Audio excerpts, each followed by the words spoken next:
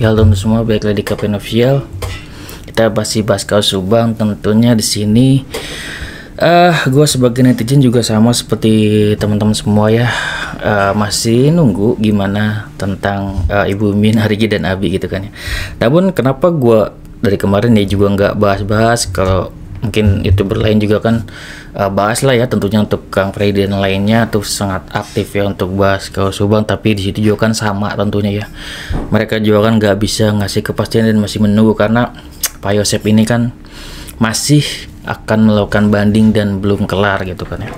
Seperti itu, nanti juga kita belum bahas tentang banding Pak Yosep ya, tapi memang ini hal yang ditunggu-tunggu dulu gitu ya, tentang Bu Min, Arigi dan juga Abi gitu kan ya, gimana kelanjutannya gitu ya. Tentunya kalau misalkan Bu Min, Arigi dan Abi, kelanjutannya akan diproses setelah Pak Yosep ini kelar kan gitu kan, dia kan masih banding nih gitu. Kalau misalkan udah kelar tentunya akan diproses juga. Namun simpelnya ya kalau gue berpikirnya, kalau misalkan hakim sudah mengetuk palu dan sudah menjatuhkan hukuman kemarin kan gitu kan, memvonis untuk Pak Yosep bersalah, artinya kan memang ditetapkan bahwasanya Pak Yosep melakukan perencanaan di pasal 340, dan 340 di rencananya ini kan tidak satu orang atau dia tidak sendiri, dan diakui bahwasanya pernyataan Danu itu benar gitu kan ya, gitu. Oleh hakim dinyatakan pernyataan Danu itu benar, Pak Yosep melakukan perencanaan. Artinya kalau menyatakan pernyataan Danu itu benar, artinya semuanya ini kena kan gitu.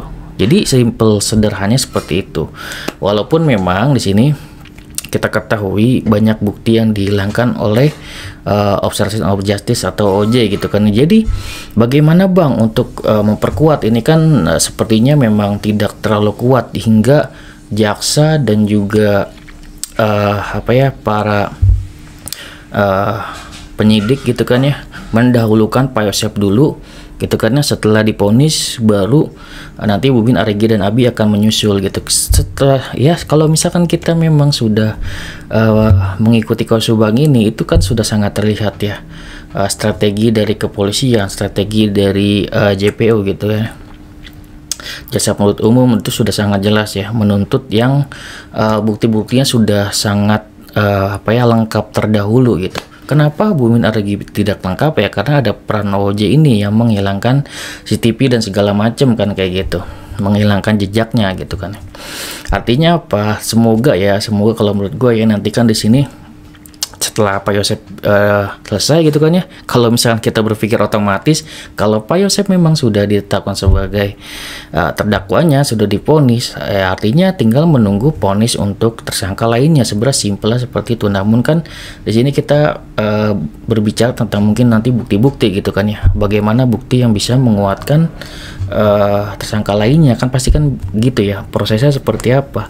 Kalau menurut gua ya, ini menurut gua pribadi, ini kan sudah diatur ya untuk penyidik dan juga JPU mengatur bahwasanya di sini Pak Yosep sudah pasti akan divonis. Setelah divonis baru tersangka lainnya menyusul yaitu dengan bukti-bukti susulan yang semoga bisa didapatkan. Dengan cara apa tuh Bang? Ya itu dengan cara OOJ ini diusut terlebih dahulu gitu di tengah-tengah gitu ya. Di tengah-tengah ini sambil mungkin berjalannya persidangan atau sebelum berjalannya persidangan dari Bu Min, Arigi dan Abi gitu. Kenapa? Karena kalau misalkan OOJ ini sudah sangat jelas ada pengakuan dan segala macam, artinya apa? Ada bukti baru gitu yang memperkuat bahwasanya tersangka lainnya ini bisa ditahan dan benar-benar dijatuhi hukuman gitu kan ya. Entah itu dijatuhi hukumannya seberapa ya, kemungkinan besarnya tidak jauh-jauh dengan hukuman Pak Yosep gitu ya teman-teman, karena membantu perencanaan masuknya 340 juga, artinya yang paling terendah adalah 20 tahun penjara. Entah nanti Pak Roman akan banding lagi ya, paling akan dikurangi 3-5 tahun, sama seperti Pak Yosep gitu kan ya. Kalau misalkan dikabulkan pun itu paling berkurang 3-5 tahun kan kayak gitu. Kalau misalkan nggak dikabulkan ya bisa tetap 20 tahun penjara, atau bisa lebih berat lagi kalau misalkan justru ada bukti-bukti yang lebih memberatkan gitu kan ya, mungkin dari JPU menuntut atau seperti apa gitu kan ya. Dan kemarin sudah jelas Pak Yosep melakukan banding Kalau Danu sepertinya enggak ya, kalau gue nggak ada informasi dan gue dapat selentingan gitu kan ya, bahwasanya ya Danu nggak ngelakuin banding ya teman-teman. Jadi teman-teman silahkan berkomentar untuk informasi-informasi terbarunya. Gue juga hanya mengikuti aja dari YouTuber Subang, dan gue di sini mulai mau berpendapat ya tentang Bumin Areja dan Abi gitu. Walaupun tentunya di sini Pak Yosep akan dikelarin dulu, kita nggak mungkin cepet-cepet gitu. Gimana nih Bumin Areja dan Abi gitu kan ya? Kan nggak mungkin langsung kalau misalkan Pak Yosepnya sendiri belum kelar kan ya teman-teman. Akhirnya dikelarin dulu, sabar dulu gitu kan ya. Semoga cepat selesai, otomatis nggak mungkin ya 3 tersangka lainnya diemin gitu aja kan, nggak mungkin gitu teman-teman. Jadi kita tunggu tinggal susulannya aja gitu sebenarnya. Dan untuk Pak Yosep ya semoga ya persidangannya berjalan lancar aja gitu kan ya.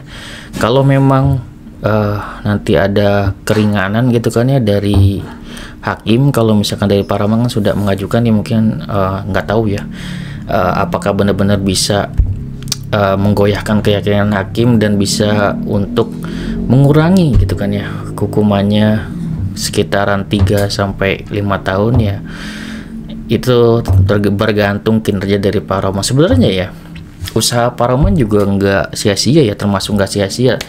Pak Yosep yang terancam sebenarnya ya di 340 hukuman mati, kemudian lulus melewati hukuman mati, lulus melewati hukuman seumur hidup, dan ditetapkan hakim yang terendah yaitu 20 tahun penjara, itu pun masih bisa banding, dan itu pun masih jika tidak dikabulkan pun misalkan bandingnya 20 tahun penjara itu masih bisa dikurangi. Contoh halnya sama juga seperti Danu, 4 tahun penjara sebenarnya termasuk bisa dibilang ringan juga, karena kalau dia berkelakuan baik ya tentunya bisa jadi setengahnya, bisa 2 tahun setengah atau 2 tahun ya. Pak Yosep pun juga seperti itu ya teman-teman, bisa 15 tahun kan kayak gitu ya. Walaupun kita masih berpikir untuk 340 untuk 2 nyawa untuk Pak Yosep ini masih terbilang sangat rendah ya, karena masih dikurangi masa hukuman kan kayak gitu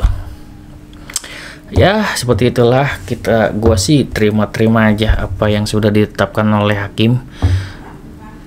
Semoga ya itu yang terbaik. Kalau misalkan nanti ada banding dari JPU ya, semoga nanti kita bisa saksikan ya teman-teman.